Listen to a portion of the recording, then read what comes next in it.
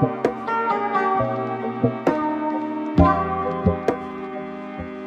everybody, it's me Ria from the Nick and Ria channel, and today I am going to be doing a DIY tie-dye segment for you guys. I'll show you a couple of the items that I had picked up. I grabbed all my items from Michael's and the Dollar Tree, so it's very inexpensive. Okay, so first things first, you need a pitcher or a mixing bowl. I like the pitcher specifically because it has the spout on the end. Next item I picked up obviously is a squeeze bottle. It came in a pack of 2, so that was really nice, and this is just so that you can apply your tie-dye a little bit easier. Next item you'll need is rubber bands, obviously. This is a variety pack, so there's different thicknesses and different sizes in here to play around with. Also need some dish soap. Not too much, I think about like a tablespoon or 2. You'll also be needing a towel just so that you can test out your color before applying it to your white garments. So just a towel that you won't care about or care to ruin because it will stain and dye your towel. Next items I also picked up from Michael's are my dyes. So I'll show you the colors I'll be working with today. I have picked up Pearl Gray, which is kind of like a lavender gray, which I really love. Sorry about my ratchet nails. Next is teal.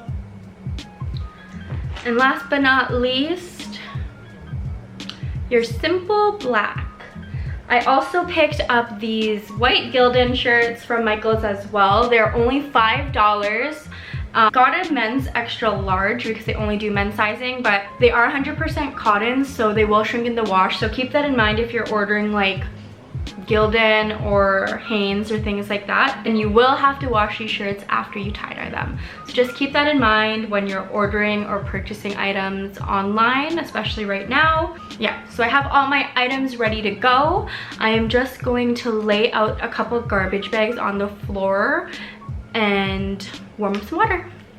Okay guys, first things first is you want to add about a tablespoon of dish soap into your warm water and mix it all up.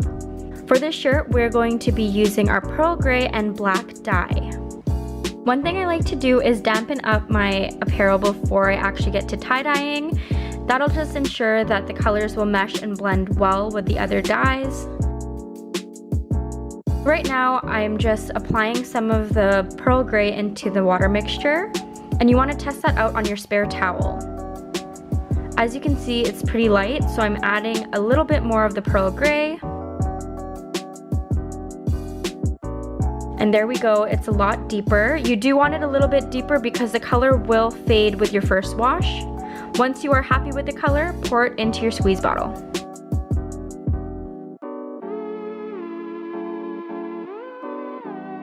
We are going to be using the crinkle method starting from the bottom.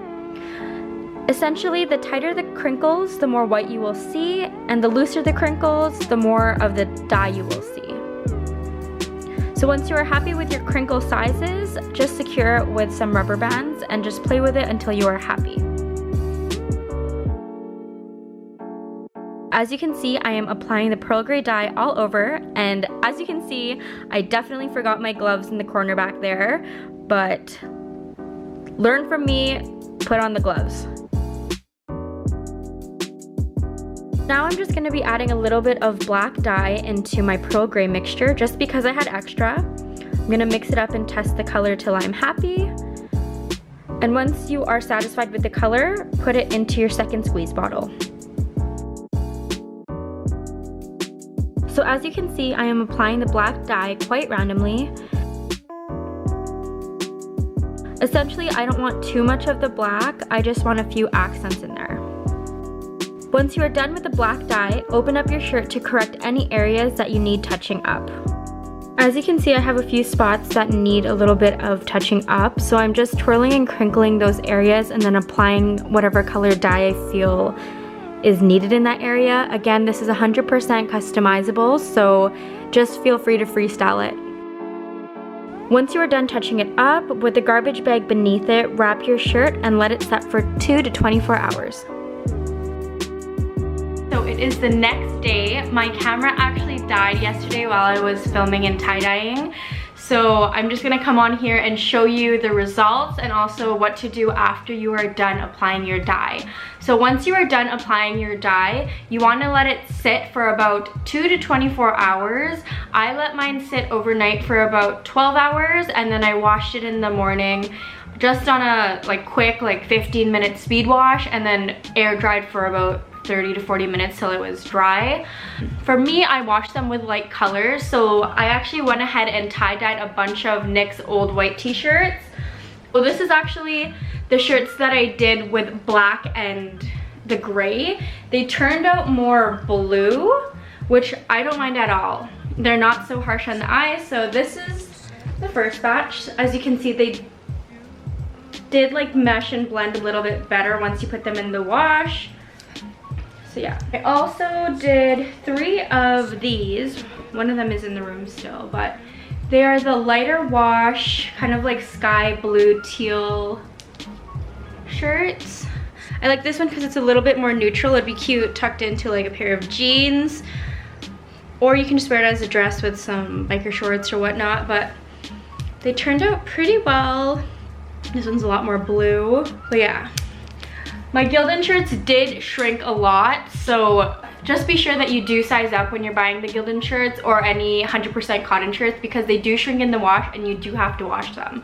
I'm gonna try this one on for you guys just because this one turned out really well. Again, this is the Gildan shirt.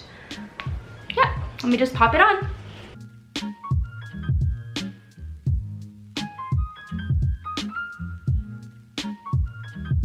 Okay, so now I kind of showed you how the two styles look. I really like how they turned out. It's definitely going to take some practice when it comes to dye placement, but it's such a fun project to do at home when you just want a tie-dye item or anything. But I really would love to get a sweatshirt, a hoodie, get more comfy clothes in. Okay guys, so I'm gonna wrap it up here. Make sure that you like, comment, and subscribe down below, and hope you guys are keeping safe. See you in the next video.